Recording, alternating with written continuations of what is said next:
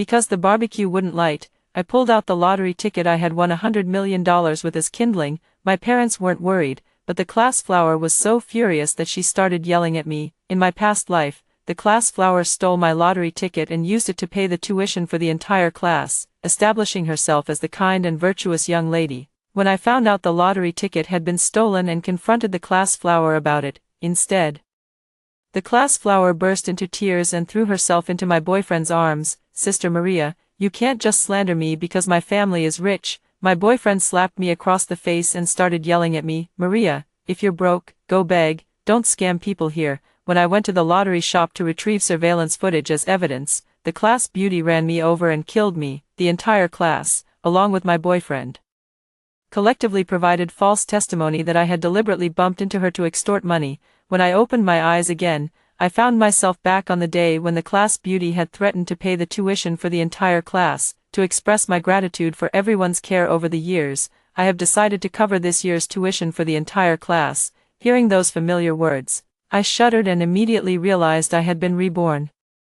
The whole class widened their eyes in disbelief upon hearing Sherry's words. Sherry, don't joke around. Our class of 50 students, the total tuition would be 500,000 yuan. Did Sherry secretly win the lottery behind my back and become a millionaire? Sherry smiled and deliberately moved her bag to the front. Since I didn't win the lottery, I'll use my weekly living expenses as a way to thank everyone. I can still afford this much.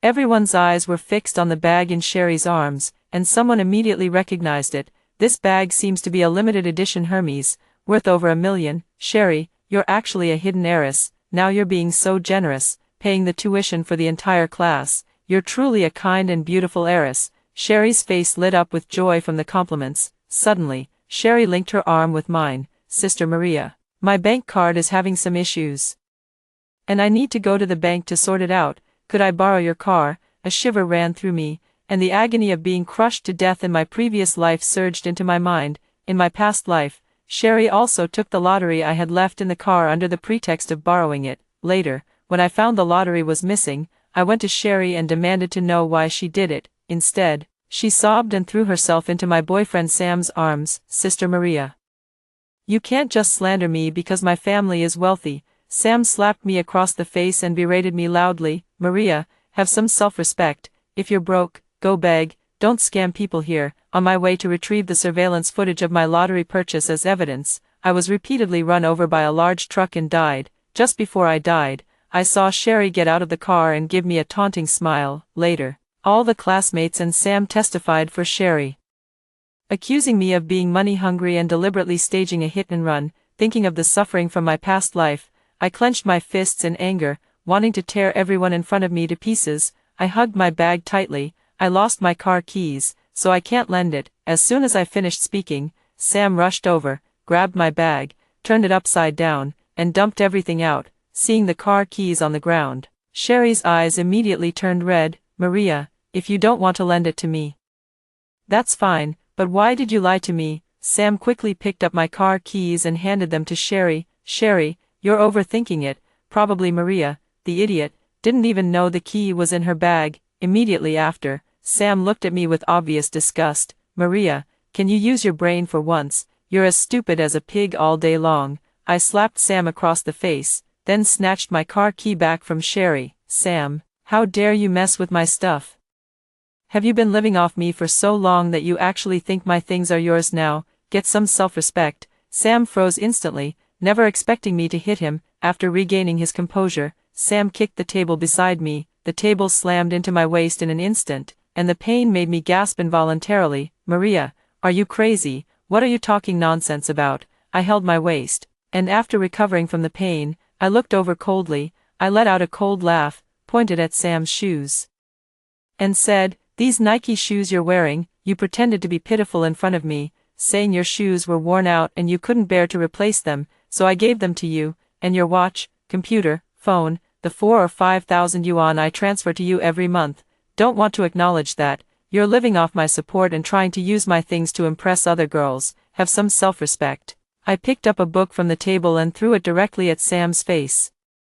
As soon as I said that, Sam's face fell, and many people began whispering among themselves. Sam glared at me with a dark expression, his eyes fixed on me. Maria, Are you trying to break up? Which girl acts like you, constantly throwing tantrums all day? Besides me, who else would tolerate you? If it were the past me, I might have been PUA'd by Sam's words and fallen into self-doubt, but after dying once, my mind is as clear as can be.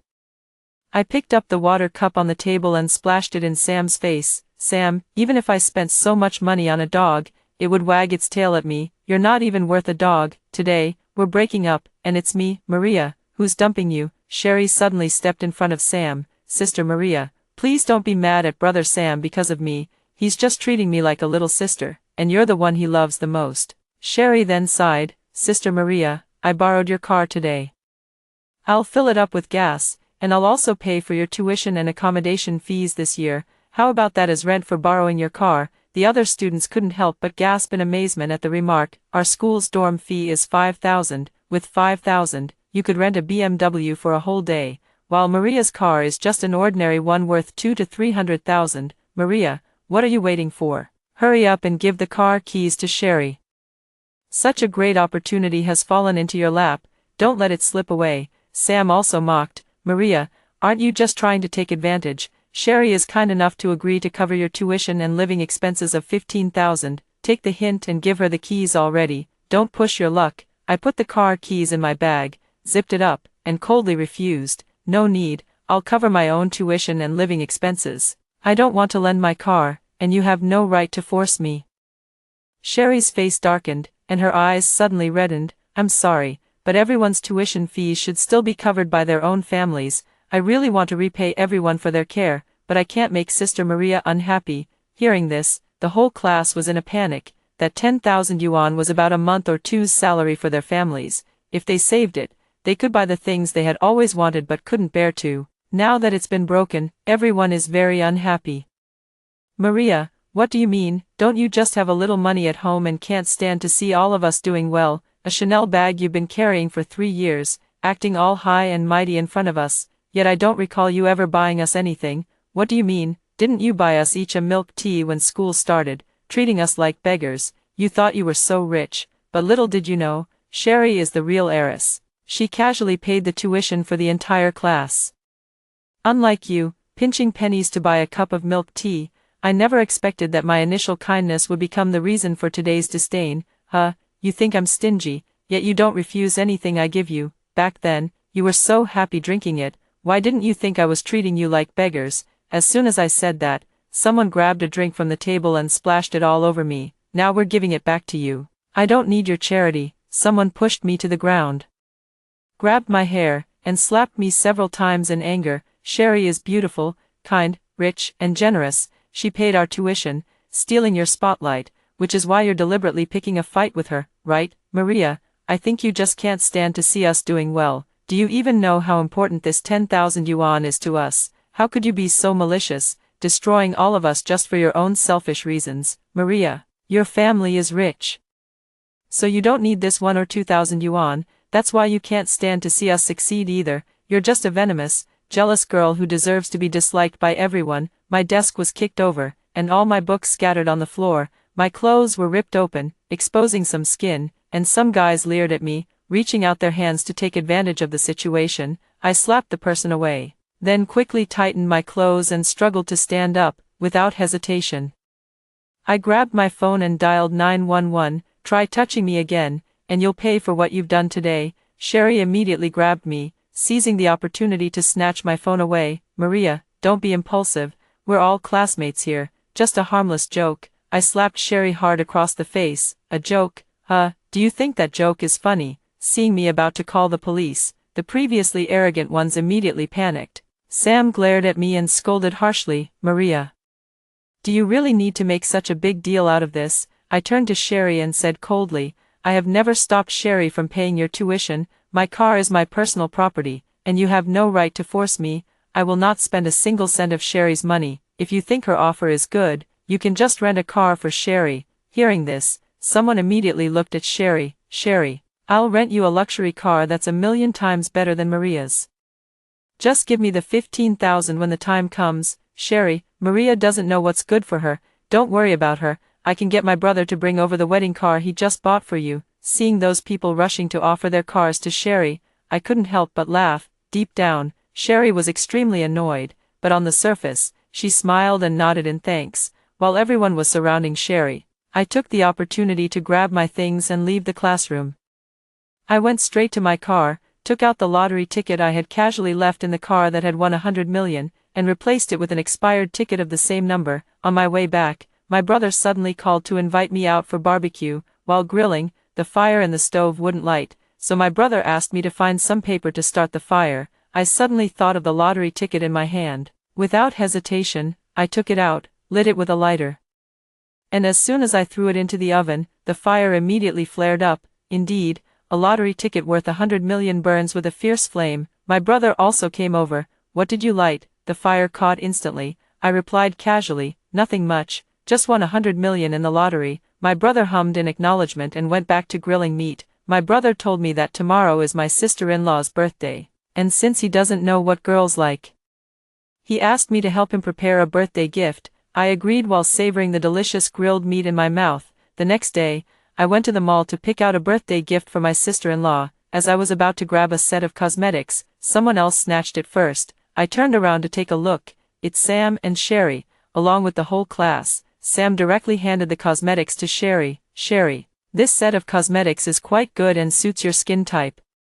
Sherry's eyes carried a hint of provocation. Isn't this a bit much? Do you think Maria will be upset? Sam looked at me. Maria, you followed us to the store. Are you regretting what happened yesterday? If you apologize to Sherry and ask for her forgiveness, we can just forget about yesterday. How about it? Hearing this, I couldn't help but roll my eyes and decided not to engage with him. I turned to get something else. Whenever I spotted something I liked and was about to grab it, someone always beat me to it. They waved their items in my face, showing off. Maria, if you don't apologize to Sherry, you won't be able to buy anything today. Anyway, Sherry is paying our tuition, and the 10,000 yuan we saved, we might as well spend it now. Hearing this, I thought for a moment and suddenly laughed. Is that so? What can you do if I refuse to admit my mistake? After saying that, I walked to the counter, ready to take all the items. As a result, the entire class rushed over in groups. I sighed after I figured everyone had spent most of their money. If that's the case,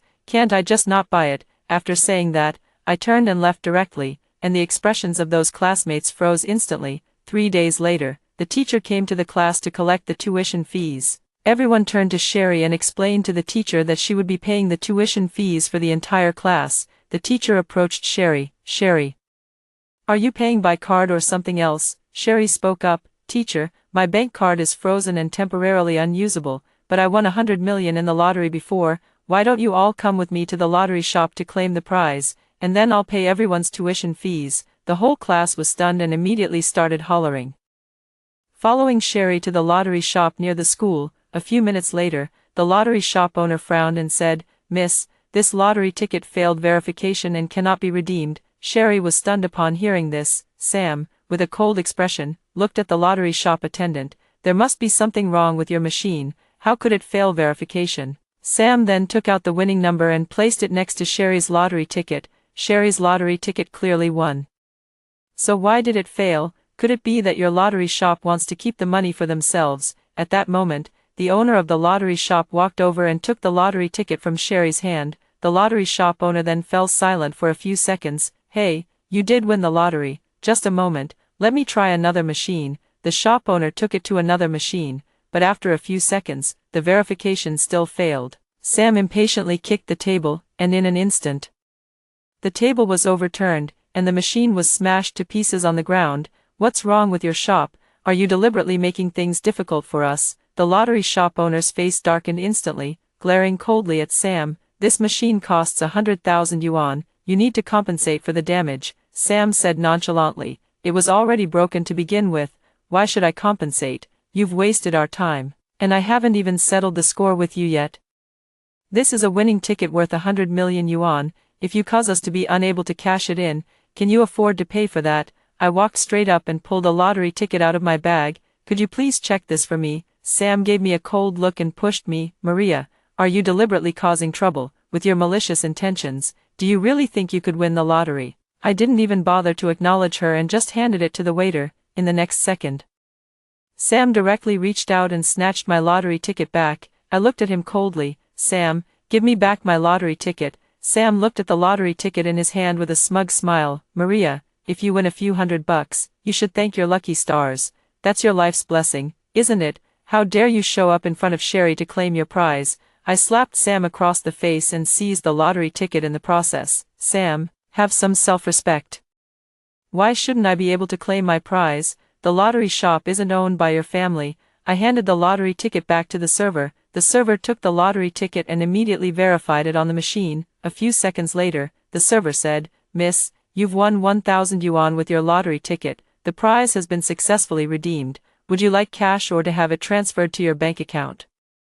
The shop manager immediately walked over to the lottery machine and then looked at Sherry's lottery ticket. "Our machine is fine. It's your lottery ticket that has the problem and cannot be redeemed. Miss, may I take another look at your lottery ticket?" Sherry frowned tightly and handed over the lottery ticket. "There's no way there's anything wrong with my lottery ticket." The shop manager carefully examined it, and a few minutes later, the manager said with a cold smile, "Miss, your lottery ticket is from the previous draw. It doesn't match this one." The shop manager pointed to the date on the lottery ticket for everyone to see. Sherry's face turned pale in an instant, and she staggered slightly. She then turned to me and grabbed me forcefully. "Maria, what's going on? Why is the lottery from last period? Did you do something to it?" I pushed Sherry away and looked at her, puzzled. "Sherry, what are you talking nonsense about? Your lottery ticket.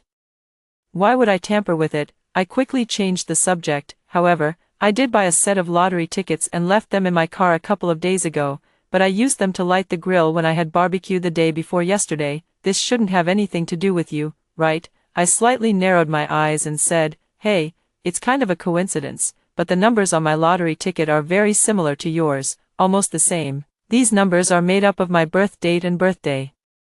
I buy 2 sets every week. It's really too much of a coincidence that you ended up buying the same ones as me." Sherry's face was filled with embarrassment, and she angrily shouted at me, "Maria, are you out of your mind? You actually used the lottery ticket to light a barbecue?"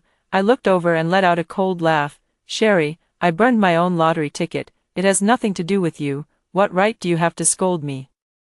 Sam immediately stepped in to protect Sherry like a hero saving the beauty. "Maria, Sherry is only looking out for you. You're usually as stupid as a pig, careless and reckless. What if the lottery ticket had won? How unfortunate it would be if you burned it. Sherry was just kindly reminding you, yet you don't appreciate her good intentions." I was rendered speechless by Sam's words. "Sam, can you guys have some self-respect? My stuff, I'll do whatever I want with it. It's none of your business."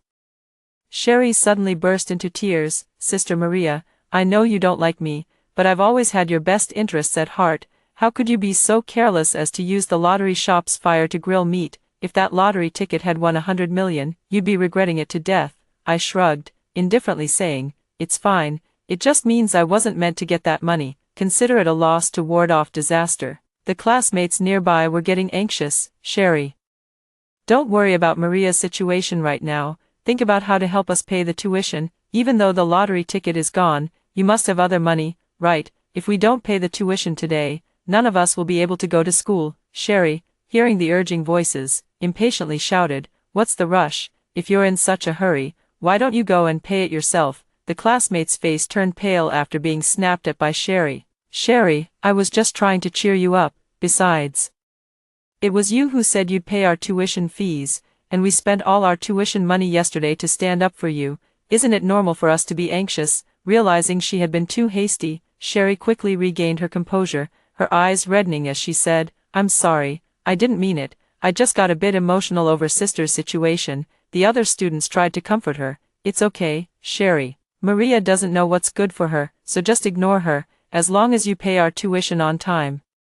That's all that matters. After all, if the tuition isn't paid, none of us can go to school." "Sherry, we don't blame you. The main issue is that the lottery can't be cashed in now. How are you going to pay our tuition? Do you have any other cards?" Sherry's eyes flashed with a shrewd glint as she suddenly turned to look at me. "I used to spend money recklessly, so my dad froze all my cards. Now they don't work at all. I won 100 million on a lottery ticket, which could help everyone pay their tuition, but when I was in Sister Maria's car earlier, I accidentally took hers instead." In the next moment, Sherry suddenly knelt in front of me, tugging at my hem, looking utterly pitiful as she said, "Sister Maria, please, can you return my lottery ticket to me? If you want money, I can give it to you in the future." But I need this ticket now to pay for everyone's tuition. Sam pulled Sherry up with eyes full of pity and hugged her to his chest. Maria, aren't you going to take out the lottery ticket right away? You've forced Sherry to kneel for you, and you're still not satisfied. How could you be so malicious? I immediately realized that Sherry was trying to frame me, and I couldn't help but laugh out loud. Sam, I don't even know what to say to you anymore.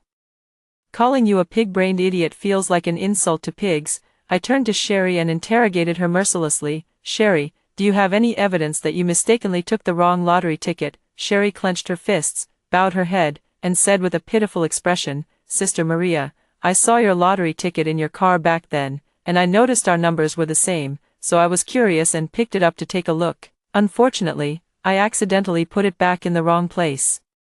I chuckled, but I already burned the lottery ticket, so what should I do now? Sam spoke directly. Maria, that's 100 million yuan, you destroyed it, and you must compensate Sherry, even if it means losing everything you own. Sherry sighed. Sister Maria, I won't make things difficult for you, my family doesn't need this money, just give 500,000 yuan to cover everyone's tuition fees. I just hope no one misses out on school because of you. The others were deeply moved by her words. Sherry, you're way too kind, you're just letting go of 100 million without a second thought. Sherry, you've always been thinking about us instead of seeking justice for yourself. Sherry gave a gentle smile. I just want to repay everyone as much as I can. Sister Maria may not like me, but I've always considered her my best friend. I don't want her to feel bad because of money. As Sherry got more and more into her performance, I cut her off directly. This 500,000 yuan is what you said you'd pay. Why should I take it for you? Don't you think your words are ridiculous? If you don't have solid evidence that I took your lottery ticket, why should I take responsibility for it? Sam glared at me and started yelling profanities. Maria, have some shame, you just don't want to pay back the money, do you? Sherry is so kind, and all she asks is for you to pay 500,000 yuan, yet you're still so ungrateful. Others also mocked me. Maria, you didn't really burn the lottery ticket, did you? You must have hidden it for yourself. After all, you'll probably never have the chance to see so much money in your lifetime. Exactly, Sherry isn't worth your kindness. If you ask me, just call the police. The lottery shop has surveillance footage. Show them your records of buying the lottery ticket and report Maria for theft. Sherry immediately panicked. No need, I don't want things to get too ugly. If we call the police, Sister Maria will get a criminal record, and her whole life will be ruined. Sam glared at me. Maria, are you still refusing to admit it? Sherry has always had your best interests at heart, speaking up for you, yet you keep hurting her. I took out my phone and dialed 911 without hesitation. Officer, I'm reporting a theft. Everyone was stunned after hanging up the phone. Maria, what are you doing? Are you confessing and turning yourself in? Sherry staggered. Her emotions lose control as she shouted at me. Maria, are you out of your mind? I told you not to call the police, so why did you? The police officers are very busy. How could you trouble them? I looked at her coldly. That's your problem. I called the police because someone stole my things. I forgot to tell you, but I have a dashcam in my car. Sherry froze instantly, her body stiffening. Sister Maria, what are you talking about?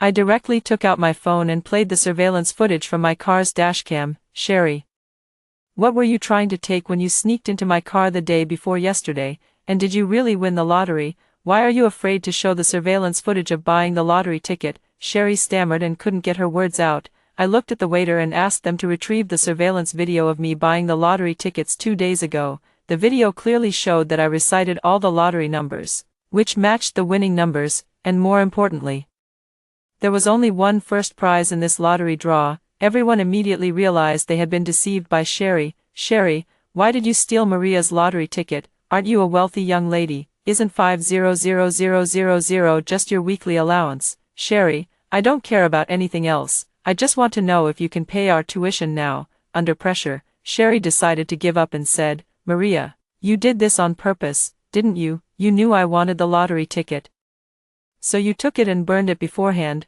Why would you rather burn it than give it to me? I slapped Sherry across the face. Sherry, have some self-respect. My things, whether I choose to burn them or give them away, are none of your business. That's not an excuse for theft. Sherry looked at the others. I was going to pay your tuition, but Maria destroyed the lottery ticket, so I can't. You'll have to figure it out yourselves. This remark set everyone off. Sherry, what do you mean?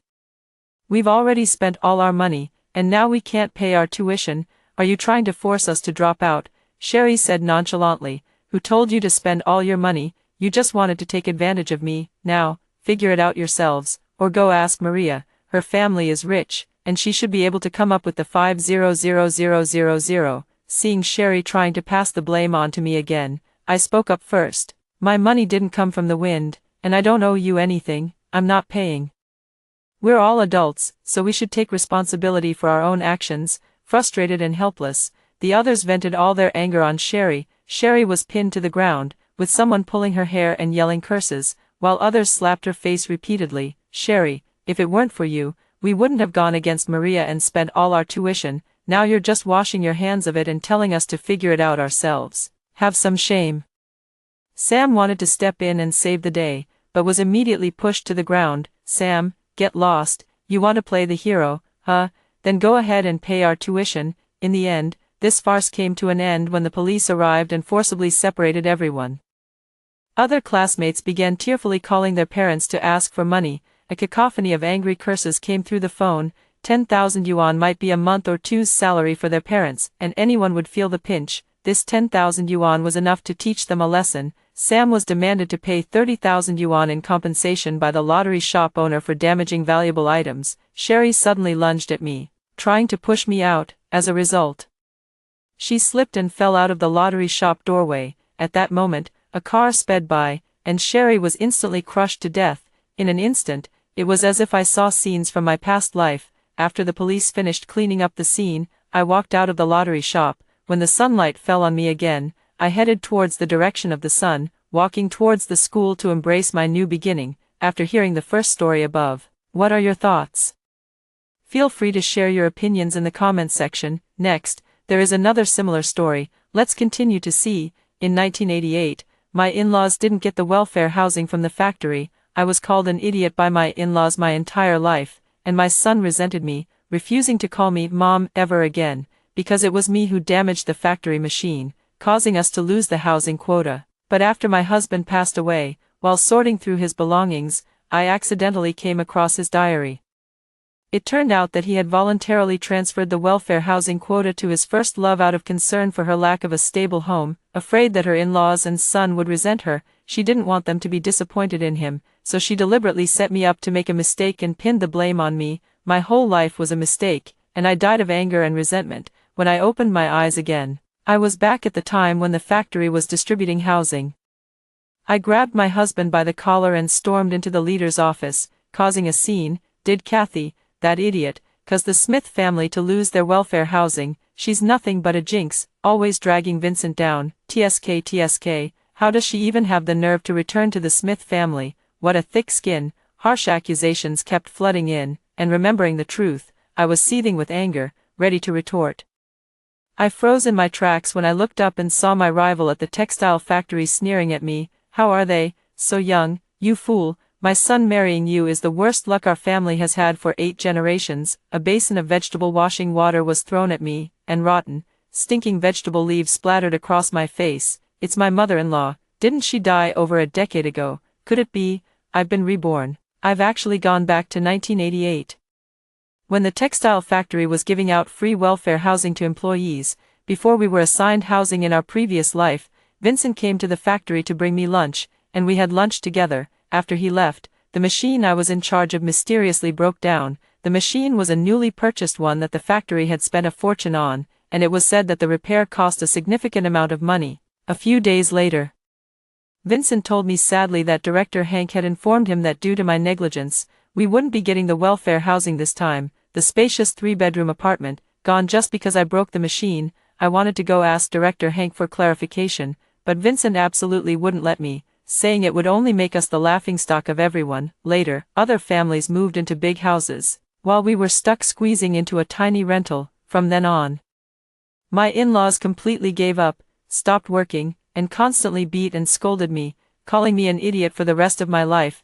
My son also blames me for losing the house, making it impossible for him to get married. He treats me coldly and doesn't even call me mom anymore. I feel guilty and ashamed, unable to argue back. I silently endure everything, hunched over and looking down, never standing tall again for the rest of my life. Walked the path, relatives, friends, And even colleagues use my foolish actions as a lesson for their children. Even during marital fights, they would mention me. Thank your lucky stars I didn't lose the house like that idiot Kathy. The man would then apologize. True, no matter how stupid you are, at least we got the house. Living in such a stifling environment, I grew increasingly silent. 40 years later, Vincent passed away, bearing the pain. I sorted through his belongings and, seeing his diary, I opened it instinctively.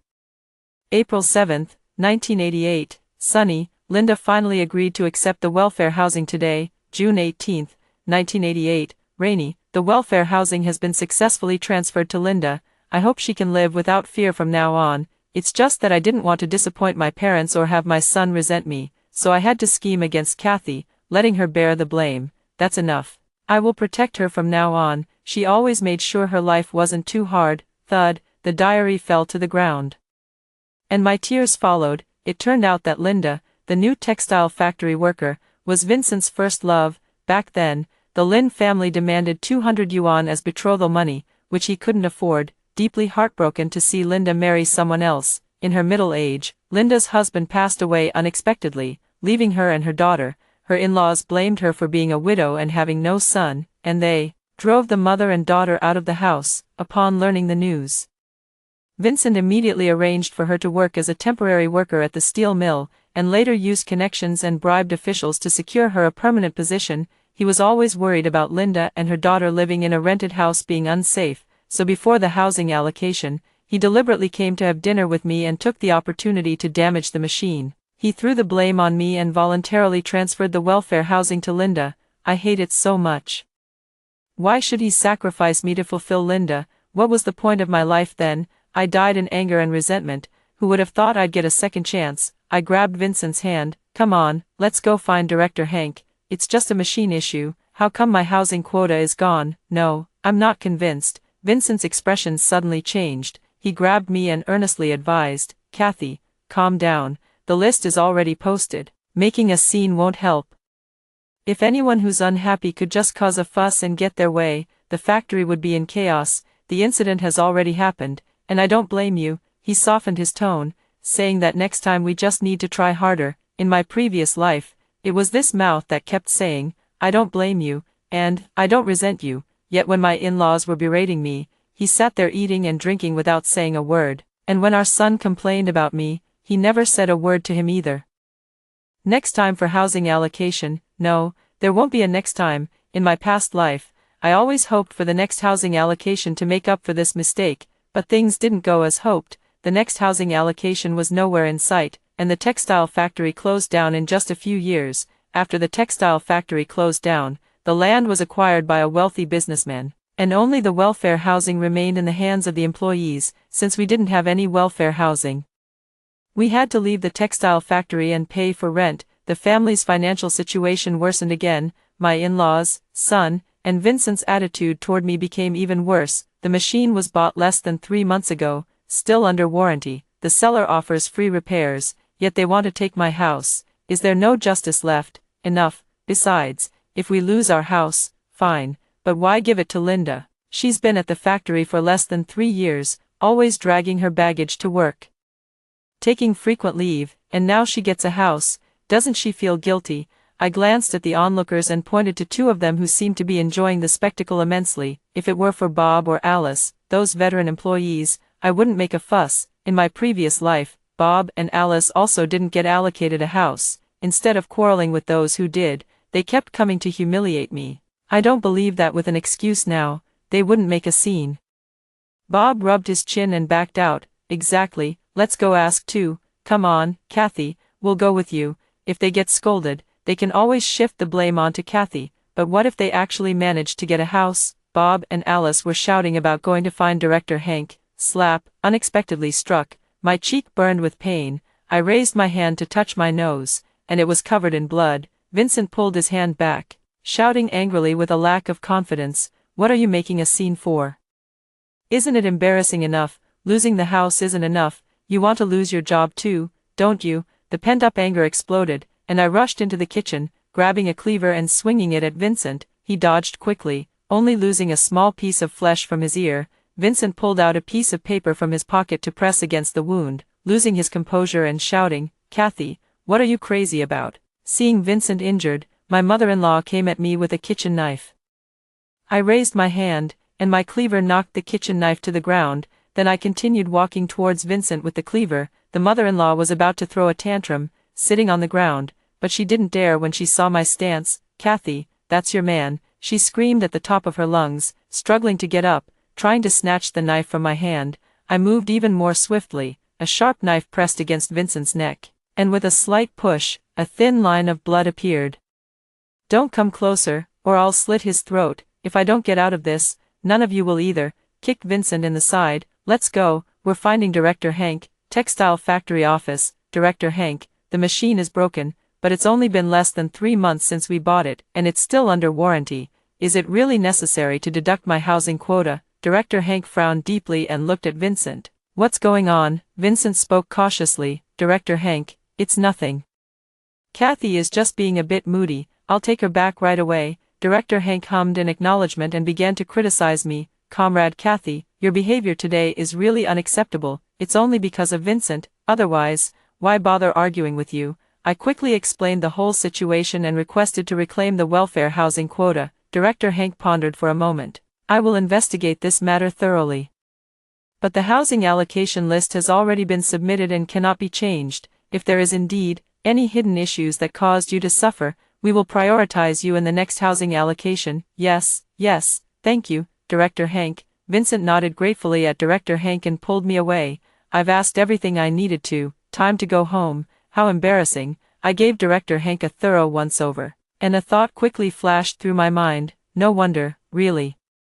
Since Director Hank can't handle it, I'll have to ask the factory manager. Director Hank's eyes instantly turned cold. Vincent immediately flew into a rage, pointing at me and yelling, "Are you done yet? You made a mistake, and Director Hank kindly explained it to you, yet you push your luck." I grabbed his hand, slammed it onto the table, and raised the cleaver high. Clang!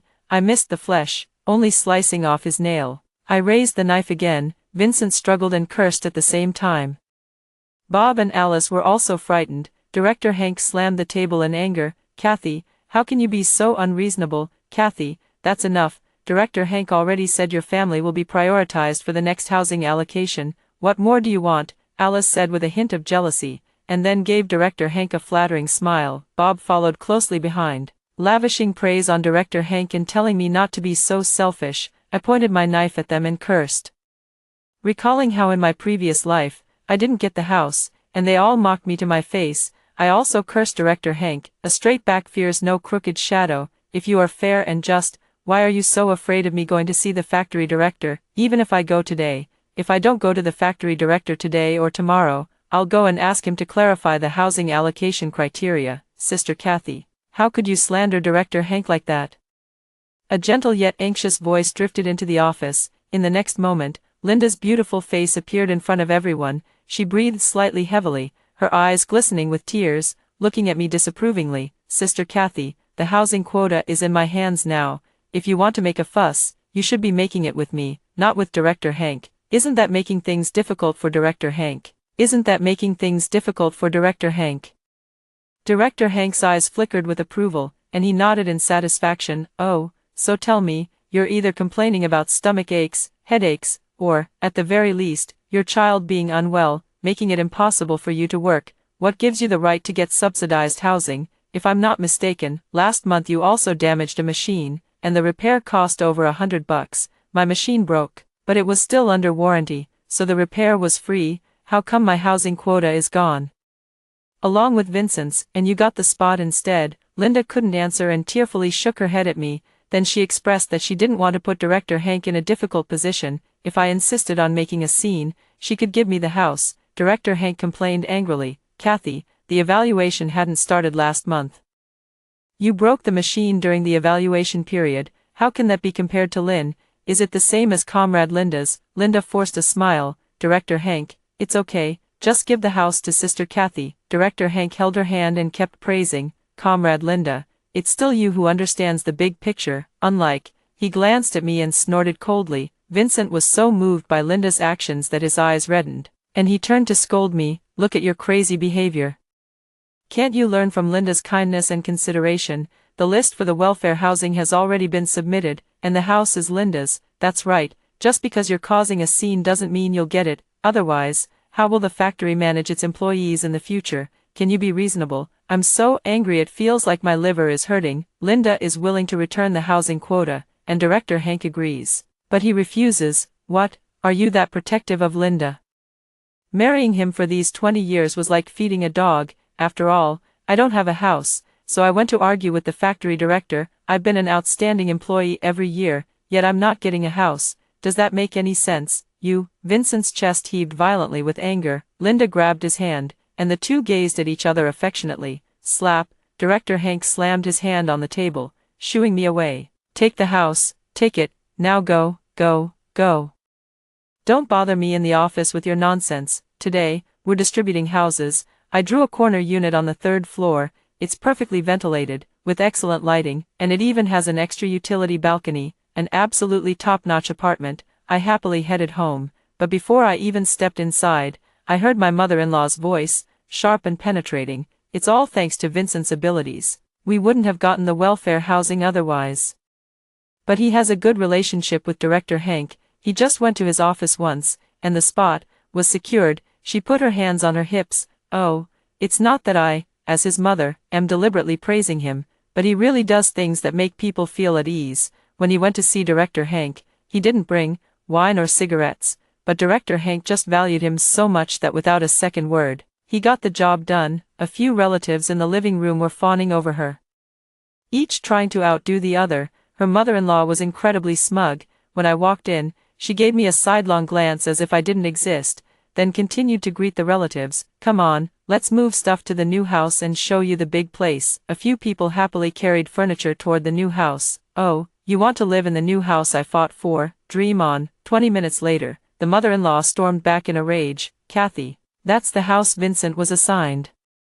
Why did you rent it out without permission? Vincent also had a stern face and said coldly, what exactly are you trying to cause a scene about? The house is rented out. Where are we supposed to live? I shrugged. It's my own house. None of your business. You can live wherever you want. Director Hank previously made a mistake with the list, mistakenly giving the house to Linda. Now it's returned to me, and it's mine alone. The housing allocation list doesn't have your name on it. If you want a house, go ask Director Hank yourself. Housing allocation requires writing an application. When I was writing mine, Vincent was busy comforting Linda and didn't come to sign. The mother-in-law shoved me out the door. You good for nothing, go get the house back. I'm not going. If you want to, go ahead. 2 hours later, the two returned with swollen heads and bruised faces. The mother-in-law leaned on Vincent as if she were about to pass out, her voice hoarse from yelling. I smiled with satisfaction.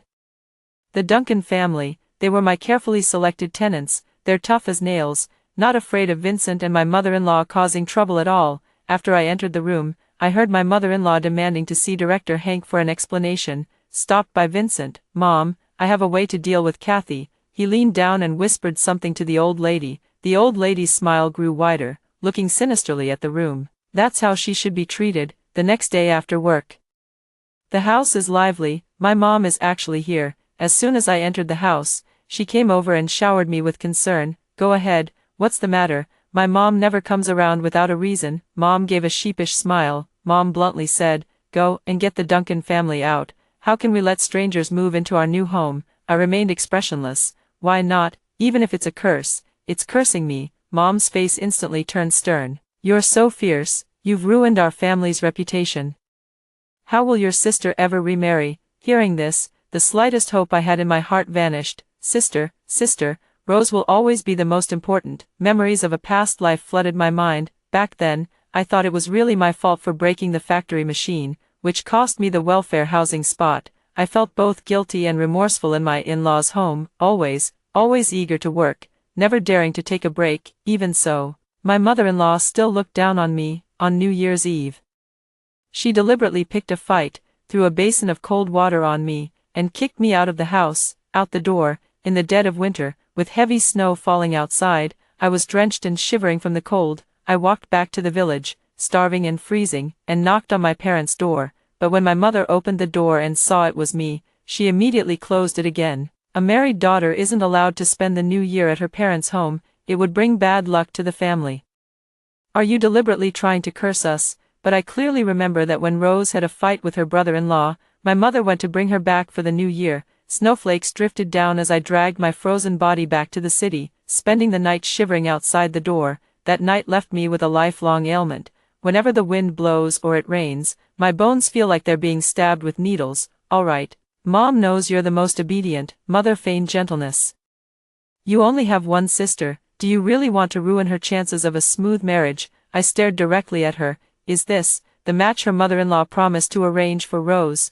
Why are you looking at me like that? Whatever your mother does, it's for the sake of you two sisters. She began to recount all the sacrifices she had made for me over the years. This is impossible. Whatever deal you made is none of my business. My mom suddenly stood up. You dare talk back now? She was about to hit me. She's used to hitting me. When I was little and hadn't started earning money, she was even more abusive. Only when I grew up and started giving her money would she praise me a little. But Rose is different. She can't bear to see her suffer the slightest grievance. As if I'm a character that's been leveled up poorly, while Rose is her meticulously nurtured backtalk. What do you know? You know nothing. I screamed back hysterically. Both of us are daughters, so why are you so harsh on me? Why should I endure everything? Why should I give in to everything? I don't want to endure anymore, and I don't want to give in anymore. I exposed Vincent and Linda's affair. Mom's expression froze. And after a moment, she started to persuade me, men will always stray. But who goes around shouting about it like you do? A family's shame should not be publicized. Don't you understand this simple principle? You've wasted all those years of schooling. Besides, Vincent loves you so much. At most he's just close to Linda, yet you slander him for fooling around. Have you lost your conscience? Right? I glanced out the window. Vincent and his sister Rose were standing very close to each other. The two of them were laughing loudly. Though no one knew what they were talking about. I told you, getting the house back is impossible. Whatever you've agreed on, don't drag me into it. My mom was so angry that she pinched my waist hard. I lifted my shirt and saw a large bruise. After dinner, I returned from the bathhouse after taking a bath. In the room, Rose strolled around my room with her cloth bag, lipstick, snow cream, wooden comb. She picked each one up, glanced at it, and stuffed it into her cloth bag. Is it yours? You just take it. Are you so used to being a thief? I snatched Rose's cloth bag, dump everything on the bed and throw the cloth bag heavily on the floor. Kathy, yes, she never calls me sister. Even after all these years of taking advantage of me, she still refuses to call me sister. I scratched my ear. I can hear you, no need to shout. Rose ran out crying, and soon after, my mom came in. As soon as she entered, she poked her finger at my forehead and scolded, "You've really grown bold. Thinking you can bully your sister now that your wings are hard? Why don't you dare bully outsiders? Are you her sister or what? She can't even take a little something from you. If I had known this, I should have drowned you in the river back then." I swatted her fingers away, mocking, "Didn't you drown me back then?" When Rose was in junior high, she dated a delinquent, and the gossipy women in the village saw it and spread really nasty rumors. She grabbed me and dragged me to the river, pushing my head under the water while cursing, saying she sent me to school, and now I'm dating a delinquent. Love. She was extremely furious and hit me so hard that I thought I was going to drown. It wasn't until the villagers came over to persuade her that she slapped me several times and then went home. I figured out the whole story from the villagers, thinking she had mistaken me for someone else, and ran home to explain, not realizing I had been hanging out with the wrong crowd. It was me. But I saw her holding Rose. Hanging out with those hooligans won't get you anywhere. Don't associate with them anymore. This time, the villagers saw me hit Kathy, and they must think it's because Kathy was indiscreet. Your reputation is still intact, and in the future, Mom, we'll find you a good man. My mom was taken aback by my retort and then burst into tears. Did I do something wrong by raising you? If I hadn't stopped you from hanging out with those hoodlums, would you have married into the city and found a man as good as Vincent? A good man, Rose muttered softly. Of course, she's not my own flesh and blood. She can't be raised properly. I turned sharply, my pupils shocked. What did you say? Rose's face turned pale, and she frantically shook her head. I clenched my fists, my nails digging into my palms, but I barely felt the pain as I spoke word by word. You said it, she's not really your own. She'll never be truly loyal. Mom nervously grabbed my hand. Don't listen to your sister's nonsense. She's not quite right in the head lately. With how much you two look alike, how could you possibly not be my daughter? How could you not be my daughter? If you weren't my daughter, why would I have raised you? we're not exactly rolling in money." She spoke with conviction. "To me, it all seems like guilt. Normally, if I questioned anything, she wouldn't explain so much, she'd just hit me and scold me. So that's how it is, I'm not her biological daughter at all." All these years, I've been consumed by internal conflict, wondering why she only likes Rose and not me. Today, I finally found the answer. I let out a long sigh, hugged her, and ran my hand through her hair. "I knew it. How could I not be your biological daughter?" Mom's tense face softened, and she smiled, saying, "Exactly, exactly." I pulled out 2 strands of hair, sighed, and pushed her away. "Why, Mom, would you sacrifice my interests to benefit my sister? Did my mother-in-law promise to introduce my sister to a formal job in the city? Rose's husband died from drinking the year before last. As soon as he passed away, Sarah brought Rose back home. These past 2 years, they've been searching for men for Rose. She couldn't bear to see Rose suffer, so her requirements were quite high: no smoking, no drinking, a stable job in the city, doing all the housework, and handing over all the salary to Rose, to be managed by Rose, with such conditions. Even if Rose were a divorced woman remarrying, or even if it were a virgin bride, the bride's family wouldn't dare to make such high demands. Needless to say, no one wanted to talk to her. Sarah suddenly looked up at me. "How did you know? So, why are you so biased?" "Don't even think about saying it's just because I'm the older one and she's the younger one. I understand that everyone has their favorites. But being this biased is definitely not normal. You're living comfortably now. But Rose's life is tough. You're both my daughters, and I can't bear to see either of you suffer. Is that wrong? If that's how you feel, then I'll leave." Sarah pulled Rose out the door. Just the same old trick again. If she did this before, I would definitely try to persuade her to come back. No way. Sarah kept looking back. I never called out to stop her. After she left through the wooden door, I stepped forward and coldly bolted it, right in front of her surprised gaze. "It's getting late. Take your time leaving. I won't see you out." The next day, I rushed to the hospital with my own hair and the strands I pulled from Sarah's head during last night's hug, to do a paternity test. After leaving the hospital, I went to a consulting firm and hired a private investigator to look into Sarah's past. 7 days later, the paternity test from the hospital is out. My hand was trembling as it rested on the report. I tried again and again, but couldn't open the report. With one last deep breath, I finally opened the appraisal report. The appraisal report was long, and the dense text at the beginning was too much for me to take in. My eyes immediately fell on the conclusion line. The appraisal found no relationship between Kathy and Sarah. Tears uncontrollably welled up and blurred the appraisal report. The years of injustice have finally been explained. Shaky laughter kept spilling out of my mouth, growing louder. Great, really great. I no longer have to beg for Sarah's maternal love. The informant was efficient, and a month later, he handed me an envelope. 38 years ago, Sarah and her cousin Tina gave birth in the same hospital. There was nothing unusual about that, however, back then.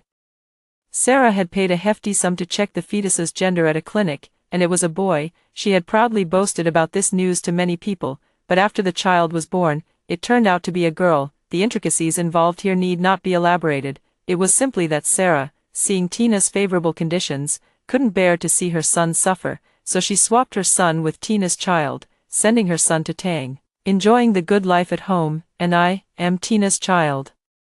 The informant provided comprehensive information. It even includes Tina's current address. I took leave from the factory to go look for my relatives. When I got home, I found all my money was gone. I quickly grabbed my passbook and went to the bank to check, only to find all the money had been withdrawn. The only ones who knew the passbook password were me and Vincent. I rushed back to the factory to look for someone, but Vincent wasn't there.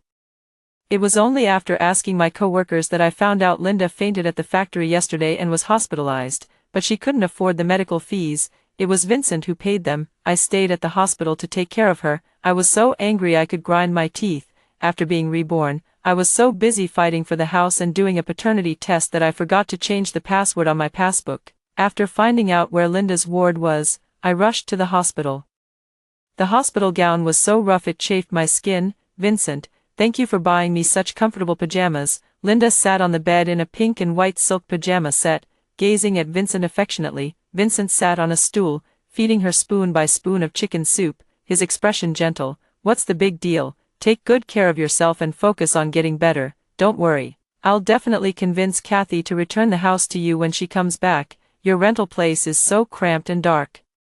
How can you recover there? Vincent's voice choked with emotion as he spoke more and more about his concern. Kathy used to be so sensible, but after being splashed with water by my mom that day, I'm not sure if she's deliberately opposing me and my mom, especially recently. Things are getting more and more out of hand. Bang, I couldn't take it anymore, so I stormed into the ward and kicked over the small table. The chicken soup and rice spilled all over the floor. It also splashed onto Linda. She quickly stepped back, crying out in pain and rolling up her pant leg to reveal a patch of red, burned skin on her calf. Vincent didn't bother to pick a fight with me. He hurried over to check on Linda's leg. After Linda recovered and wiped away her tears, Vincent turned back to me with a dark expression and raised his hand. I grabbed the table beside me. Guess who's going to get hurt worse? You two or me? Vincent reluctantly lowered his hand. What are you going crazy about now? I reached out. Where's the money in my passbook? Vincent's eyes darted around. What money? I don't know. He stubbornly denied it. I pointed a stool at Linda. Her affairs. My co-workers have told me everything. What are you pretending for? Vincent closed his eyes, steeled his heart, and gritted his teeth, saying, all the money is gone. There's over 3,000 yuan in the passbook, which is all the savings I've accumulated penny by penny over the years. Linda suddenly fainted, and after a hospital checkup, she was diagnosed with acute appendicitis and ovarian torsion. Both conditions require an open surgery and a laparoscopic surgery, respectively. The two surgeries together cost around 2,000 yuan. After the surgery, Linda complained about the rough hospital gown and demanded delicious food. Vincent bought her 2 sets of high-end silk pajamas for 400 yuan. He also went to a state-run restaurant and had the chef prepare a nutritious chicken soup and congee tailored for her, costing 100 yuan. On his return, he worried that Linda wouldn't get enough nutrition after the surgery and her body wouldn't recover well, so he went to the supply and marketing cooperative to buy her bird's nest, donkey hide gelatin, and other supplements. These included powdered milk and other nourishing items. From then on, every penny in the bankbook was gone. Hearing that all the money was gone, I felt a sharp pain in my chest. My vision went black, and I almost fell. All my money. The money I've been saving so hard for all these years, is gone. Vincent ran over to help me. Don't scare me, the money can be earned again. I looked up and saw his face, and with all my strength, I slapped him hard. It sounds nice, but how come he hasn't saved a single penny all these years? How come he only dares to steal my bankbook and not my mother-in-law's? Vincent covered his face, saw a crowd of onlookers outside the ward, and kicked the door shut. Kathy, I'm your husband. Can't you give me some face when we're out? Why are you being so unreasonable now? Divorce. I can't go on living with you. Vincent finished yelling, crossed his arms, and looked at me with a confident air. Divorces are rare these days, especially for women. The rumors and gossip are particularly vicious, and even stepping out of the house invites scrutiny and ridicule. He bet that I wouldn't dare to leave. Leave. Whoever doesn't leave is a dog, but give me back my money before you leave. Vincent's smug expression visibly froze, hesitating as he said, did you hear what I said? Divorce. I can't stand living with you either. I must have been blind to marry you. Vincent flew into a rage, grabbing my neck. Do you have another man outside, who gave you the guts to bring up divorce to me? Another punch landed in my stomach. So eager to divorce me. Are you pregnant with someone else's child? Linda spoke timidly from the side. Last Thursday, I think I saw Sister Kathy having dinner with a strange man at the state-run restaurant. The two of them. We had a great chat. Vincent's grip tightened more and more, and I could barely breathe. I gathered all my strength in my foot and kicked him hard in the groin. Vincent let out a painful scream and crumpled to the ground, unable to stand. I grabbed a stool and slammed it down. Let you choke me, let you slander me. Vincent was hit so hard that his head was bleeding. Linda screamed and tried to run out, but I grabbed the collar of her pajamas, pulled her back, and slapped her repeatedly, the sound of slaps echoing, accusing me of fooling around outside. Believe it or not, I'll report both of you for fooling around first. The authorities are cracking down hard on relationships between men and women, if you're not married and sleeping together. You're just asking for a bullet. Vincent's face turned pale, then green, then purple. It looked awful. Kathy, don't slander people casually. Slandering me is one thing, but why slander Linda? Do you know how serious this is? Slander her. If you weren't messing around, would you have stolen my savings book to pay for her surgery? I'll pay you back later. Why do you keep bringing it up? Your money sitting in the bank isn't doing anything, so why can't I lend it to Linda? I need it now. I don't have any money. Vincent picked up Linda and left. Oh, if he won't give it to me, I'll just go and get it myself. I returned to my in-laws' home with 4 tall men. I directed them to move all the valuable furniture in the house to the second-hand market: televisions, refrigerators, bicycles, sewing machines, radios, newly made wardrobes and beds, all laid out in a row, sold at reasonable prices. All good stuff, even second-hand items sold for a good price, totaling over 3,000 yuan. Which is nearly 200 yuan more than my savings. Some of the furniture was bought by people from the alley. Seeing them move the furniture back, my mother-in-law went over to ask about the prices. Who's the spendthrift selling things so cheap? I should have waited to buy it this time. The style is exactly the same as what I have at home, but much cheaper, too much, and I've lost big time. Only when she entered the house and saw it completely empty did she let out a series of screams. There's a thief. All my stuff is gone. The kind neighbor pointed to my room and told her that I had moved all the furniture out and sold it. My mother-in-law stormed into the room, ready to hit me. I gripped her hand, explaining that it was Vincent who made me sell it, and all the money went to him. How could a woman like me have the guts to sell the family home stuff? Oh right, he's in the hospital. You better hurry over there before he spends all the money on Linda and leaves you with nothing. Granny grabbed the rolling pin and sprinted toward the hospital. I was about to go back inside to continue packing when someone suddenly grabbed me. Mom, are you out of your mind? How could you sell all our furniture at such a low price? You really are crazy. No wonder Grandma and Dad never liked you. Oh, it's my son Lucas, who's in his final year of high school. He's back from the provincial capital for the holidays. I'm happy. I swatted his hand away, forcing a smile.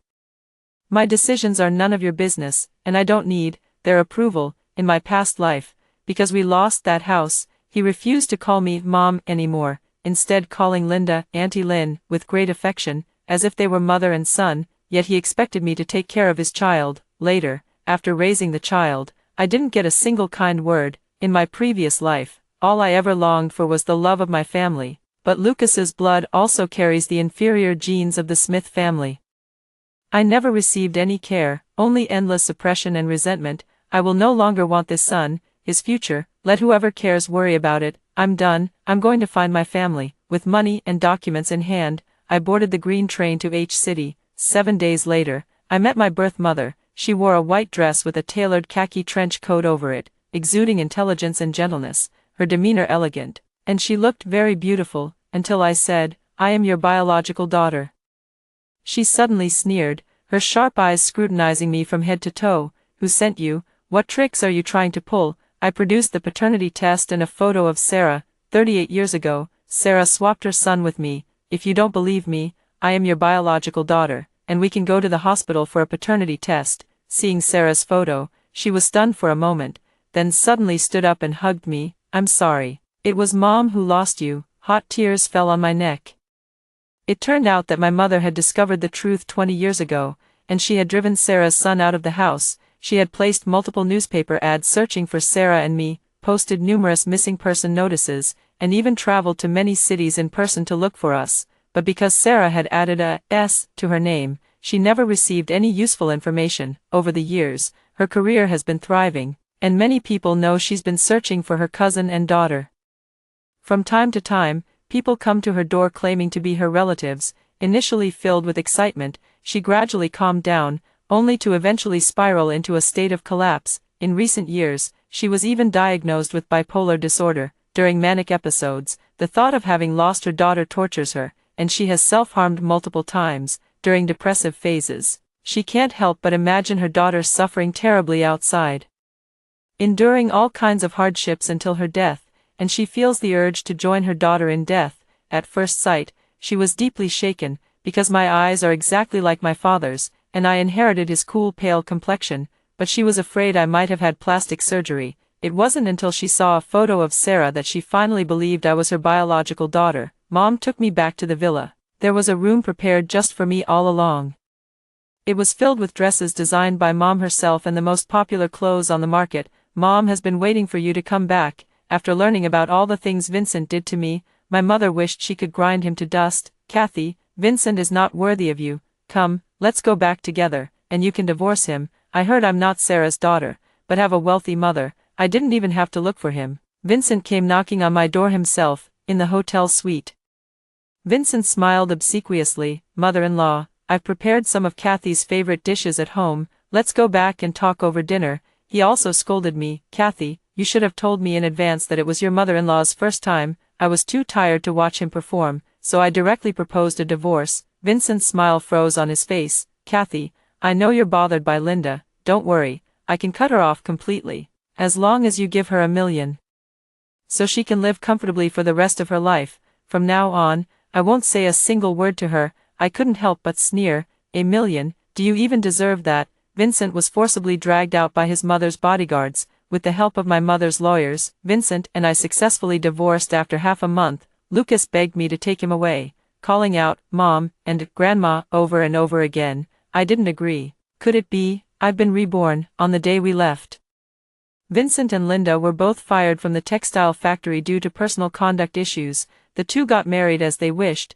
The wedding was very shabby. Married life was also unsatisfactory. Linda was used to having everything handed to her and never learned to do housework. She tried to find work, but due to her tainted record, no formal job would hire her, so she had to take on hard labor. However, she couldn't endure the hardship and stayed at home doing nothing. After Vincent was fired, his mother-in-law couldn't accept that her excellent son would end up like this and suffered a stroke. Lucas's grades plummeted, and he didn't get into college. Too ashamed, he refused to go out and work. Vincent worked alone to support 3 people, and when he came home, he had to cook for them and then take care of his paralyzed mother-in-law's toileting needs. He was in unbearable pain and screamed in despair, demanding that Linda learn to do housework. Linda refused. I'm not new to this, I've never been good at housework. In a fit of anger, Vincent hit her, holding a grudge. Linda hooked up with another man while Vincent was at work, moved out, and refused to see him. Vincent was furious. Late at night, armed with a knife, he broke into a private residence and killed Linda. When arrested, he kept mumbling about regretting the quarrel and divorce with me, but, who cares? After hearing the 2 stories above, what are your thoughts? Feel free to share your opinions in the comments section. Looking forward to hearing from you. If you liked this story, don't forget to like it, share it,